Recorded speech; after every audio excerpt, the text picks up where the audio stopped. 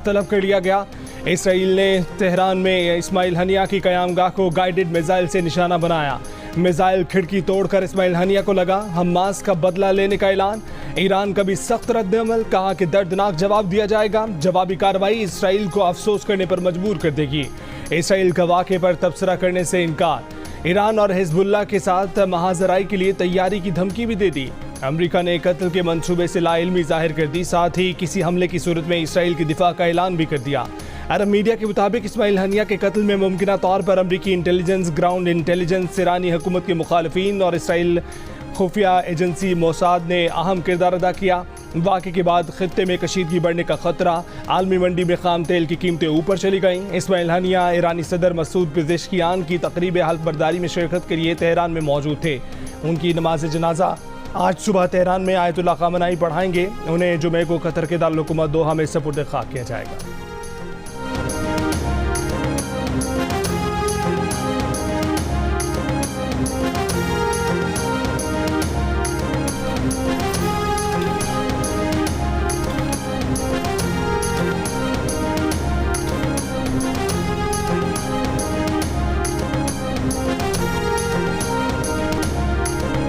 चीन ने कहा है कि इस्माइल हनिया का कत्ल मजीद इलाकाई अदम इस्तेहकाम का बाइस बन सकता है। रूसी वज़ारत ख़ारजा ने कहा कि हमास रहनुमा के कत्ल के जिम्मेदार खित्ते में इस हमले के खतरनाक नताइज से आगाह थे।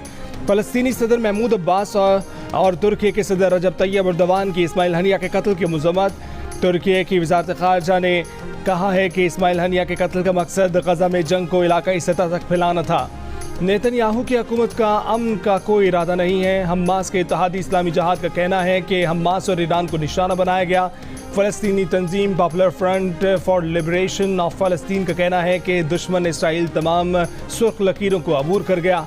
हनिया का कत्ल अमरीकी मदद के बगैर मुमकिन नहीं। अक़वाम मुत्तहिदा के सरबराह एंटोनियो गुतेरेस का बैरूत और तेहरान हमलों पर इज़हार तशवीश।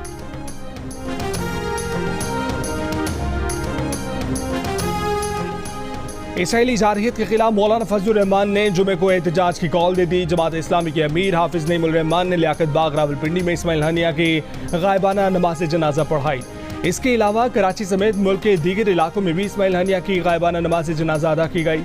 नून लीग के सेनेटर इरफान सिद्दीकी ने कहा कि इसराइल ऐसी कार्रवाइयों से मज़ाहमत की बरहक तहरीकों को नुकसान नहीं पहुंचा सकता। पीपल्स पार्टी की नायब सदर शहरी रहमान ने कहा कि इसराइल ने पैगाम दिया है कि वो जंग का दायरा वसी कर रहा है। वो अमन और जंगबंदी की कोशिशों को कुछ नहीं समझ। इसराइल ने बैरूत में रियासती दहशतगर्दी करके हिजबुल्लाह रहनुमा और 2 बच्चों समेत 5 अफराद को शहीद करने का एतराफ़ कर लिया। सेहूनी रहनुमा नेतन्याहू ने कहा कि इसराइल ने ईरान की प्रॉक्सीज को भरपूर जवाब दिया। हमने फवाद शुक्र से बदला लिया है। इसराइल अपनी बका की जंग लड़ रहा है। अपने खिलाफ किसी भी जारहियत का भरपूर ताकत से जवाब देंगे। इसराइल के शहरियों को मुश्किल दिनों का सामना होगा। बैरूत हमले के बाद इसराइल को तमाम अतराफ से खतरात का सामना है।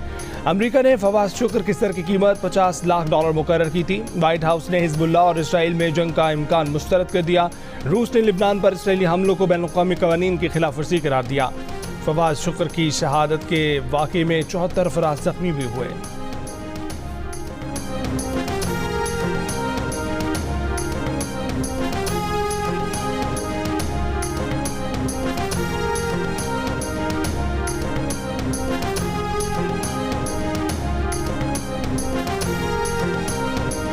वज़ीर आज़म ने पेट्रोलियम मसनूआत की कीमतों में कमी की मंजूरी दे दी। पेट्रोल की फ़ी लीटर कीमत ₹6.17 कम कर दी गई। पेट्रोल की नई कीमत ₹269.43 लीटर हो गई। डीजल की फ़ी लीटर कीमत में ₹10.86 की कमी। मिट्टी के तेल की कीमत में भी ₹6.32 की कमी। लाइट स्पीड डीजल की कीमत भी ₹5.72 फ़ी लीटर कम कर दी गई।